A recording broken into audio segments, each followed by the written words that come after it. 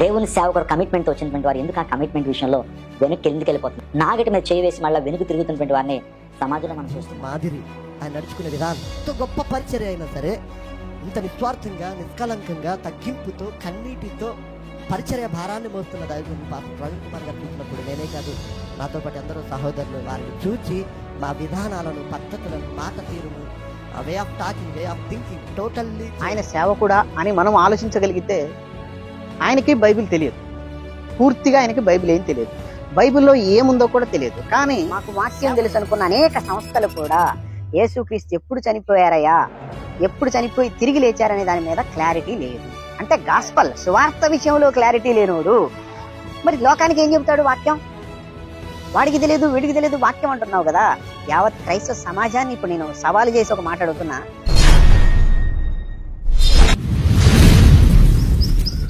ముందుగా తండ్రి అయిన దేవునికి కృతజ్ఞతాస్తుతులు చెల్లించుకుంటూ నా క్రైస్తవ సహోదరులకు మన ప్రభు, మన రక్షకుడైన యేసుక్రీస్తు వారి పేరట శుభాభివందనములు.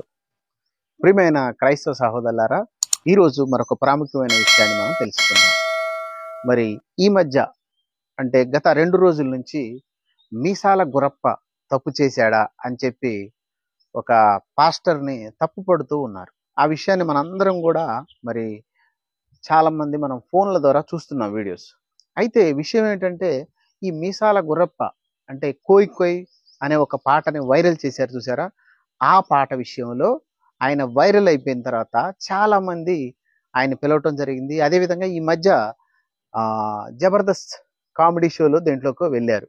వెళ్ళిన తర్వాత అక్కడ వాళ్ళతో కలిసి డ్యాన్సులు వేయటము, వీటన్నిటిని కూడా క్రైస్తవ సమాజం పరిశీలించి వెంటనే ఆ మీసాల గురప్పకు ఫోన్ చేసి చాలా మంది, నువ్వు క్రైస్తవుల పరువు తీసావు, క్రైస్తవులు విలువను దిగజార్చావు ఒక సేవకుడు అయి ఉండి అని చెప్పి తన్ని చాలా రకాలుగా మరి ఫోన్లు చేసి ఇబ్బంది పెట్టారు.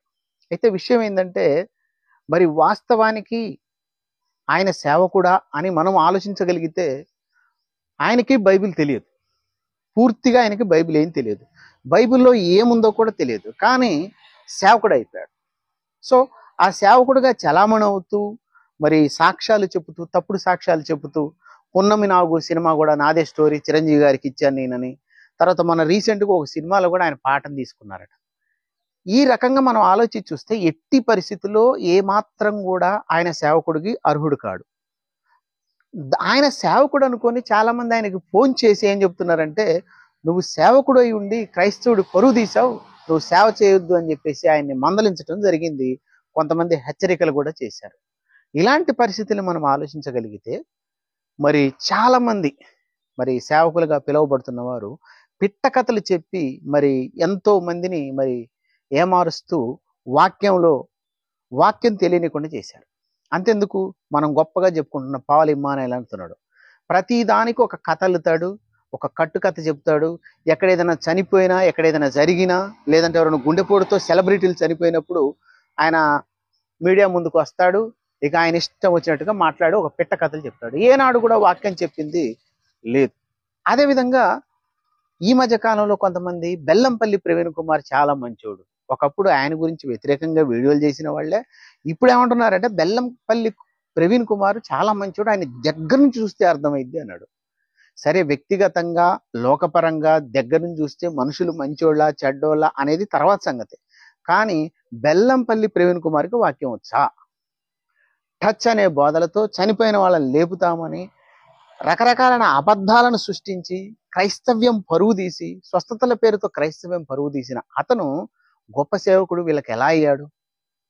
మీసాల గురప్పకి ఏ విధంగా వాక్యం తెలియదు, బెల్లంపల్లి ప్రవీణ్ కుమార్ అనేవాడికి కానీ, పాల్ ఇమ్మానుయేల్ అనేవాడికి కానీ, ఇంకా చాలా మంది ఉన్నారు సెలబ్రిటీలుగా చెప్పుకునే వాళ్ళు, వాళ్ళకి మరి వాక్యం తెలియదు. వాళ్ళని ఎప్పుడైనా హెచ్చరించారా? వాళ్ళు మంచోళ్ళు అంటున్నారు, ఇతని చెడ్డోడు అంటున్నారు.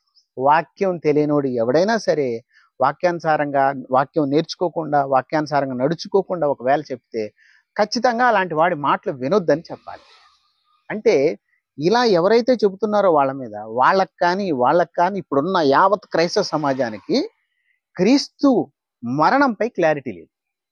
మళ్ళా చెప్తున్నాను, క్రీస్తు యొక్క మరణంపై అంటే సువార్త గురించిన సరి అయిన క్లారిటీ లేదు. ఎందుకు అని చెప్తున్నానంటే, అసలు సువార్త అంటే ఏంటో క్రైస్తవుడికి తెలియదు ఇంతవరకు. ఇంతవరకు బైబిల్ ప్రకారం. నేను ఈ మధ్య కాలంలో యూట్యూబ్లో ఒక పోస్ట్ పెట్టాను. యేసుక్రీస్తు వారు ఎప్పుడు చనిపోయారు? ఏ శుక్రవారం, బి బుధవారం, సి గురువారం, డి పస్కా పండుగ. ఏమని పెట్టారంటే తెలుసా? అంటే దాదాపుగా 80% శుక్రవారం పెట్టారు. ఒక 10% వరకు మరి పస్కా పండుగని పెట్టడం జరిగింది. అంటే ఒక్కసారి మనం ఆలోచించాలి, బైబిల్ వీళ్ళు ఏం చదువుతున్నారు? శుక్రవారం యేసు ప్రభు చచ్చిపోయాడని చెప్తున్నారు. కారణం ఏంటంటే చాలా మంది మాకు వాక్యం తెలుసు అనుకున్న అనేక సంస్థలు కూడా యేసుక్రీస్తు ఎప్పుడు చనిపోయారయ్యా, ఎప్పుడు చనిపోయి తిరిగి లేచారనే దాని మీద క్లారిటీ లేదు. అంటే గాస్పల్ సువార్త విషయంలో క్లారిటీ లేనోడు మరి లోకానికి ఏం చెబుతాడు? వాక్యం. వాడికి తెలియదు, వీడికి తెలియదు, వాక్యం అంటున్నావు కదా. యావత్ క్రైస్తవ సమాజాన్ని ఇప్పుడు నేను సవాలు చేసి ఒక మాట అడుగుతున్నా. యేసు ప్రభు వారు ఎప్పుడు చనిపోయారు, ఎప్పుడు తిరిగి లేచారు? గుడ్ ఫ్రైడేనా?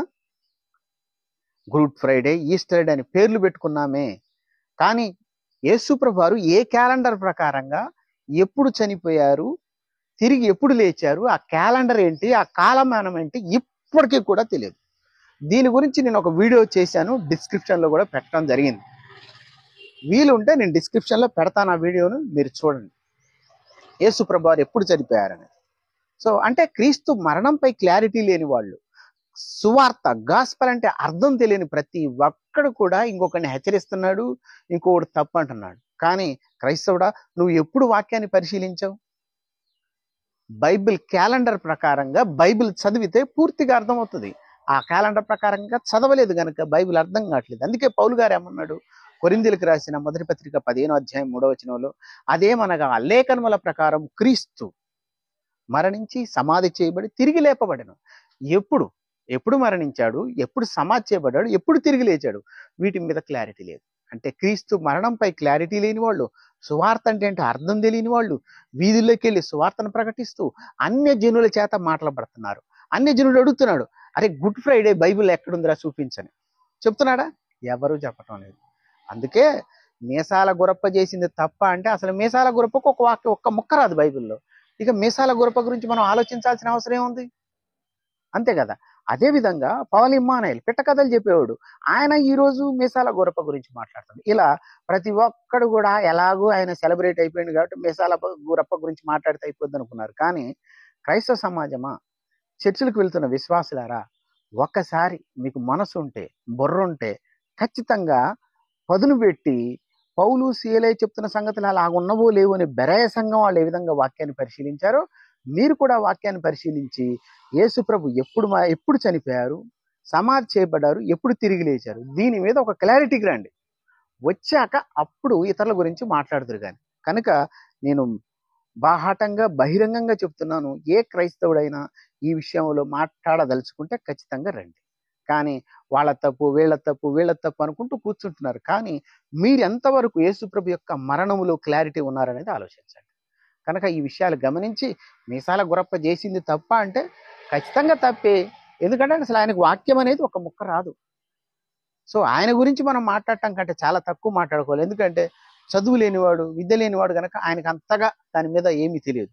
ఇక చాలా మంది వాక్యం తెలియని వాళ్ళు, చదువు రాని వాళ్ళు కూడా చాలా మంది సేవకులు అయిపోయి ఈరోజు మరి క్రైస్తవ సమాజం భ్రష్టు పట్టిపోయింది. అలా కాకుండా వాస్తవాలు తెలుసుకొని, సత్యం గురించి తెలుసుకొని, క్రీస్తు యొక్క మరణంపై క్లారిటీకి వచ్చి నిత్య జీవానికి బాటలు వేసుకుంటూ అనేక ఆత్మలు రక్షిస్తారని మనసారా హృదయపూర్వకంగా కోరుకుంటూ నా మాటలు ముగిస్తున్నాను. అందరికీ వందనాలు. God bless you. ఈ వీడియో మీకు నచ్చినట్టయితే లైక్ చేయండి, షేర్ చేయండి, కామెంట్ చేయండి.